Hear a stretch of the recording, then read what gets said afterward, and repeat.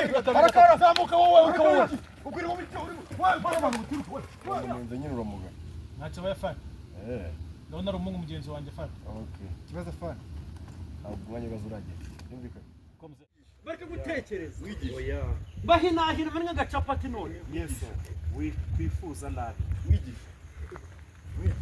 windogoya Ikibazo. karamenya gasari Ugomba kwifuza nk'umukiranutsi. Ugomba kugira ibyifuzo. wigisha ni mubi Bigufasha kwigisha ubwoko bwanjye. Icyo nagutumye ni ukubana nabo. Muziye mukomeza mugaseka. mwavuze ko najya mvuga se ko mugoze ko basi kuko ndi focus hano akaze mali none ukomeza mugakina bari kugira ngo ni ibisanzwe biri bari kugira ngo muri gute bari kugira ngo bari ariko kwari keza karaka ari sawa ahubwo mwebwe Vipi yambu cyane bantu banje nizere ko aho murimo meze neza guys narababwiye ati hano i Kigali ndi muri tour cyo bita tour muzenguruko rero guys hano nagiriwe amahirwe yo kujya gukora cyangwa se kwiga cyangwa se ubushakashatsi sinzi ko wabyita no kuvuga ati ngiye kwa Regis ukinana na Nyatso, Regis ukinana na Killaman. Ewana ngiye kureba ukuntu bakora, ngiye kureba ko byibura n'agakolabo gatoya kakunda. Guys rero bantu banje nababwiye ati musi nyangushe nimuzatume byanga.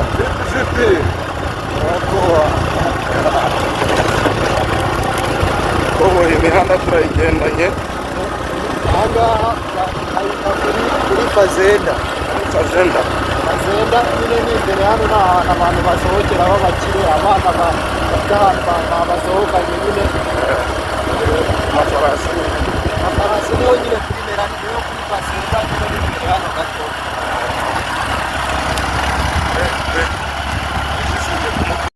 dore mfashe akamoto ngiye n'ahantu kure koko ahantu kure Nyamirambo kuri Tarinyota murabona umusigiti w'Inyamirambo sinzi ngo ni kwande cyangwa se ni he abazi Kigali barahazi guys nazamutse ku buryo navuye mu muhanda wa kaburimbo ngera mu muhanda w'igitaka niho bagiye gushutingira filime zabo kandi ndabizi ko benshi mu bakunda mu bashigikira mu bareba rero guys ngiye kureba ese baturusha iki tugeze rero kuri tere yala ni icumu mu rubavu rakomeye cyane Yesu. wanyishe mu bundi buryo ntagombye kugorwa nyagasani Yesu. Ihangane. Ibyo ngibyo ubicemo. Ubinyuremo. Uzabitambukamo neza. Uzabicamo. Uzaza unyicare iruhande. Ujye ku ntebe y'ubutegetsi. nyagasani kucyemeye kwijyana kiruta ibindi cyo kimbaho Icyo nicyo gishobora nibura. iyo igihe bamwe bajya kuntera kamu gusa bakanyamagirira byonyine Yego. Bazagutoteza. bakangutushye wanda bakarekera Bazakubwira nabi. kumuhondagura mpaka mpfuye kuki batankubiteramo bakanyahura nkahita mvaho nkapfa Bazagucira mu maso. murashaka iki hano Ndi kwahuranya. murashaka iki hano Nambwa mbere yo gusaba no kwivuga. muceceke muvuge amacyo ndacavugana na data wantu data abagenza bari hafi baragambana ku mpaka bazanyice kandi buhoro buhoro Abo bose ni ibintu. bazansonyorera mu muhanda zameze nk'ikinini ndababwiye ngo muceceke iyo mvugana na data simba nshaka akavuyo Data sari hano. arahari kandi mwe ntimushobora no kumubona muceceke mumpe amahoro mwigende Ikibazo ni iki? Tukamumenya nawe. Umuntu akanamumenya. umenya abamenye data Hari ikibazo se? nimukangerageze Ese kuri kuvuga wenyine mwigisha. ntabwo mvuga njye nyine ndashaka kumuganira nawe Ashaka kubura Nyagasi. mwigisha. abansakuriza bose fata ubwonko bwabo busukemo itaka Mwigisha. bareke gutekereza Mwigisha. Oya. bahinahira bari nk'agacapati none Yesu. Kwifuza nabi. Mwigisha. windogoya Ikibazo. karamenya gasari Ugomba kwifuza nk'umukiranutsi. Ugomba kugira ibyifuzo. wigisha ni mubi Bigufasha kwigisha ubwoko bwanjye. Icyo nagutumye ni ukubana nabo. Muziye mukomeza mugaseka. mwavuze ko najya mvuga se ko mugoze ko basi kuko ndi focus hano murakoze bari none iyo komeza mugakina bari kugira ngo ni ibisanzwe biri bari kugira ngo muri gute ariko twari keza karaka twari sawa ahubwo mwebwe because action ibyo rero ugomba kubicamo mwigisha uzi ibintu Suzana yakoze Yuda nakomeye nuko Yuda habaye ikibazo kwigabura mwigisha ikibazo kimaze gito uzi ko wa mukobwa Suzana atuzaniye ji za Salama yatugaburije ji za Salama maze n'ugaburo kera azikuye ko nzi neza ko baziciye kandi azizanya sinza bazinyoye twese twazinyoye mujye mushaka imiti rutamanza muri rutakiri kare uzibye kutugiza amatozo ko byamaze kugera mu nda ubu turabikora ji za Salama zaracitse izo zaraciwe kandi yazizanye uwazinyoyeho wese mumubwire ngo ashaka umutumurutsa turawukura ese tubwirire so niba uri kumubona tuhindure basi aduwe ji za Salama zaracitse zirimo uburozi ndetse n'imyanda myinshi abigishwa banje ubwoko bwabo bazinyoye Nyagasani ndakora iki kandi Yuda niwe wamwangaje cece kamaze umuti mudashira mwese ngamara nk'ibimonyo Nyagasani ndakora iki Yesu karame Nyagasani nabwo ubasha bwose bwo kuvura bwo kuzura bwo gukora icyo ushaka cyose hano ku isi akire vuba uraza gukoresha imbaraga zawe ariko ndi gukijana nanjye ndumva mu ntahandi ubwoko bwanjye hari igisubizo mucece ntabwo muri bupfa abazinyoyeho ntabwo muri bupfe ariko ntimuzongere ukundi mucece mugane na data rero cyangwa se mbasabire igihano natwe twagushaka mucece mwigisha basi ngo amaso yanyu akamenya nk'imodoka nshyashya zicanye nimugoroba muceceke ntayasukamo itaka ariko basi ntayahume nyine mwigisha basi turifuza akagiri bisi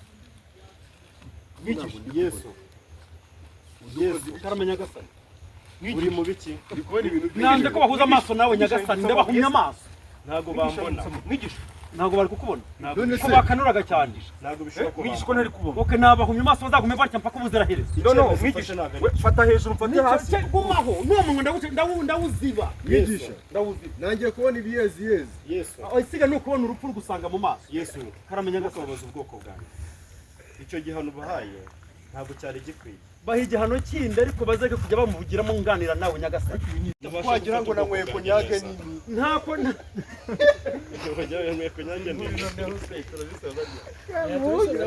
arabura amasegonda gahe ndabona umunota umwe n'igice muradusekeje wenda gihugu muri bumuke twagiye imana ikutegeka ngo duhumure we wabyanze ariho dusoreza twagiye mudu nubwo ari igice siwerere bigeze ahantu rero bajya gukinira ahantu kure njye nsigara ku myenda yabo ariko noneho mpuye na za mayimayi z'inkende hano bro ziteye ubwoba ngize hasi ngo nkora ibuye gufata ibuye zimwe zurira ibiti zijya hejuru yanjye izindi ziravuma mbona zirahamagaranye ndebera hano hejuru mu biti ndebera ubu ni ukuvuga ati kosa rito sha guys ntabwo byoroshe kudiringana n'inkende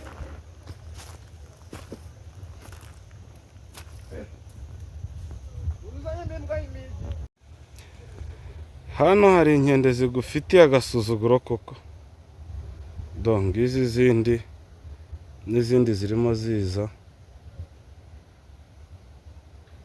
ni insazi zirankubitira yamaye inka zije ari nk'ijana se ndazitera amabuye do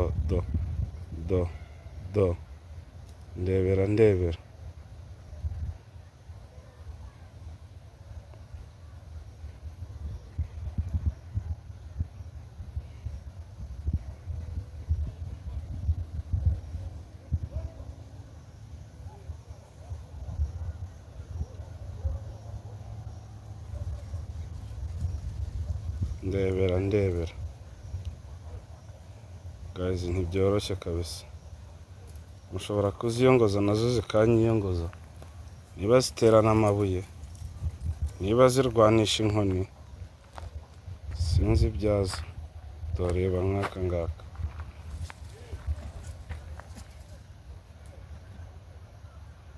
dore kandi mu giti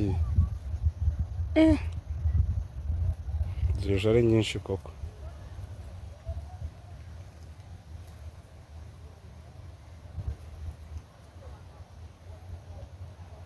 Reba iyi ngiyi noneho sinzi ball ifite.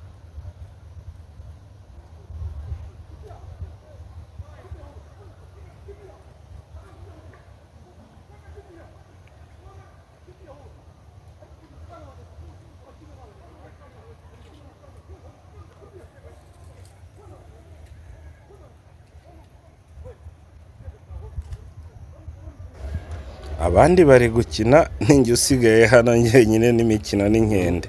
Gake gake gake gake.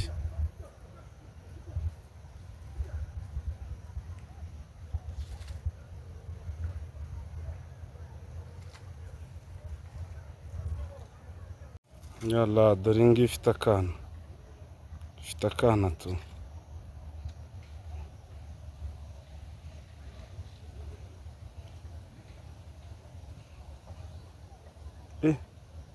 Skoro nyinshi man.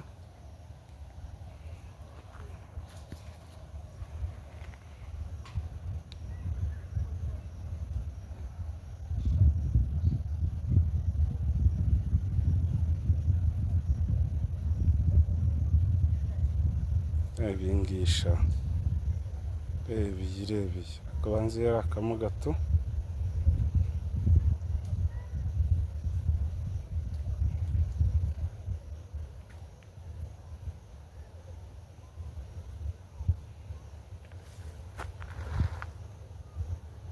Agostinho lá.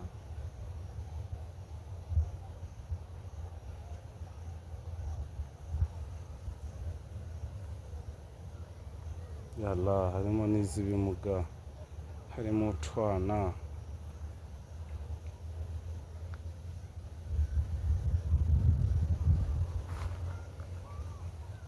Ebingi sasa.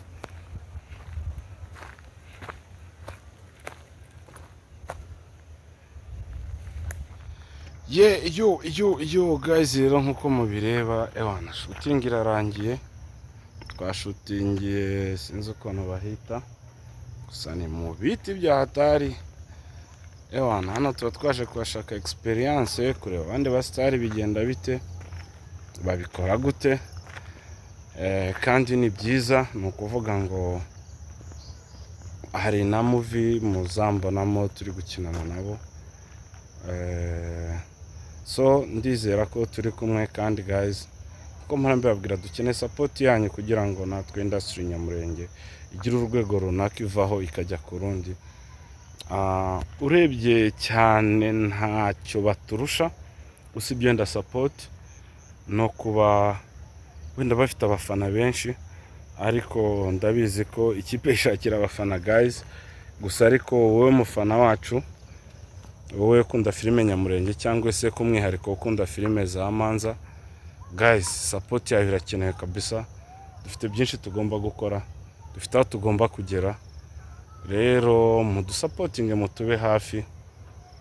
Bafite ikintu bita ibikoresho, bafite abakinnyi babisobanukiwe, bafite abakobwa bafite talent, bafite abakobwa birekuye. So natwe turabyifuza, turabishaka kandi hamwe n'Imana bizagerwaho. Bafite abafana benshi, bafite aho bagurisha movie zabo, bafite amasoko, YouTube zabo zirarebwa. Ako igihari cyo tuba duhari kugira dutore experience nyinshi, tuba duhari kugira ngo tumenye utuntu tumwe n'utundi. Umukoboyi hano yakinye ari Imana. So rero ndatekereza yuko ngiye kumaza amagambo abiri, then tukumva uko byifashe.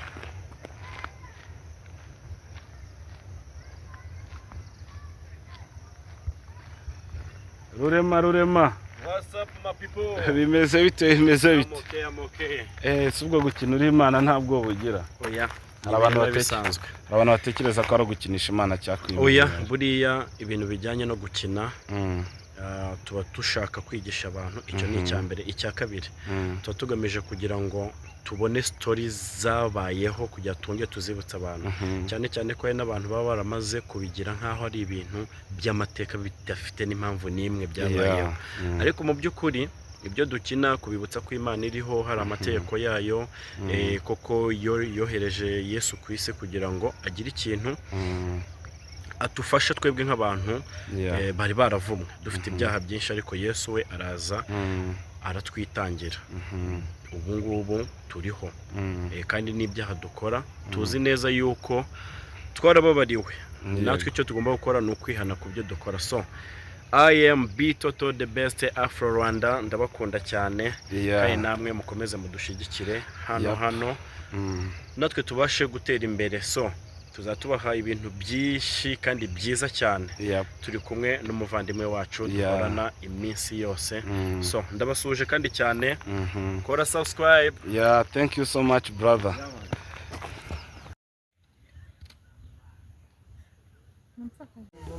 Ikintu ushaka kubivugaho ni umugore wa dadi wanjye ni mami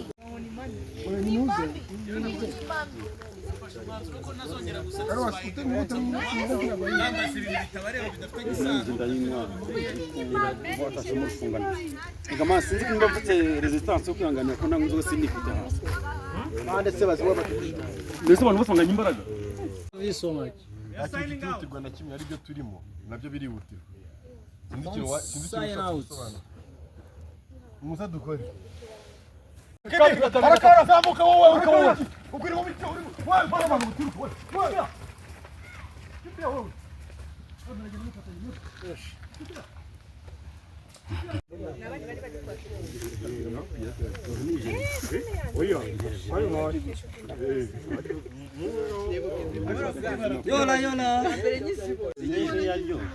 zahise zikora zikiga muri video ya mbere zikora Nitondera ko makatanga nyinshi mbona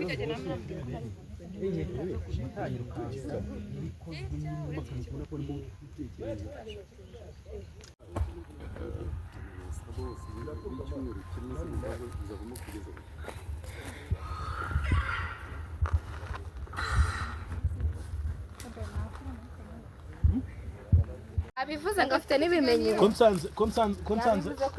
Konsanze unayitwite ari itari yanjye se nayigukuriramo uzana baze ngiye mbese nta muntu wankuramo Pirate Talk wabimenya sivyo ngo yabikubwiye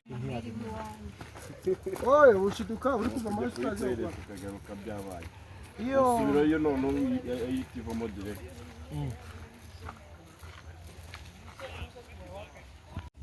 uramunenze nyine uramuga ntacyo bayafana ndabona ari umungu mugenzi wanjye fana kibazo fana ntabwo umwanya gazo uragiye yumvikanye komze umuntu ufite ubwoba ariko guys amasaha abaye umwanzi burije abakoboyi bakoze nanjye nakoze ubutaha turi kumwe.